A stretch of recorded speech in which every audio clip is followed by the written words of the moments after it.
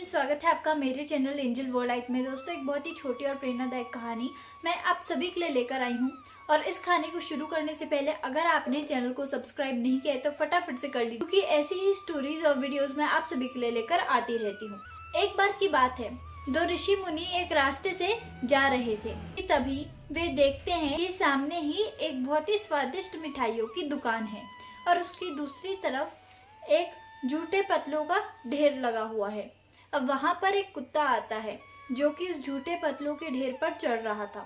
जैसे ही मिठाई की दुकान का मालिक उसे देखता है, वे झट से डंडा उठाकर उसके पीछे दौड़ना शुरू हो जाता है और फिर उसे डंडा मारकर वहां से भगा देता है।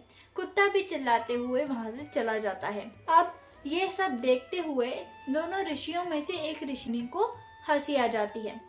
तो जो दूसरे ऋषि थे वे उनसे पूछते कि क्या हम आपकी हंसी का कारण जान सकते हैं।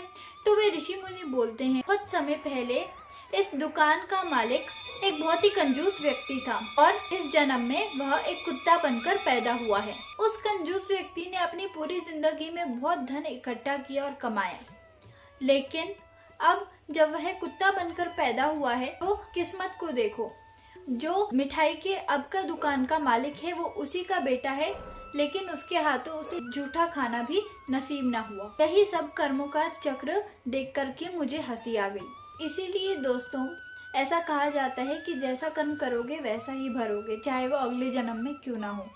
इसीलिए दोस्तों, हमेशा अच्छे कर्म करने चाहिए और दूसरों की मदद करनी चाहिए। इससे हमें भी खुशी मिलती है और दूसरों को भी खुशी मिलती है। दोस्तों, इस कहानी से हमें बस यही सीखने को मिलता है कि हमें हमेशा अच्छे कर्म करना चाहिए, क्योंकि कर्मों का फल कभी ना कभी हमें चुकाना ही पड़ता है। तो दोस्तों, अगर आपको आज की कहानी अच्छी लगी है तो इसे लाइक कर दें, शेयर कर दें। Thank you.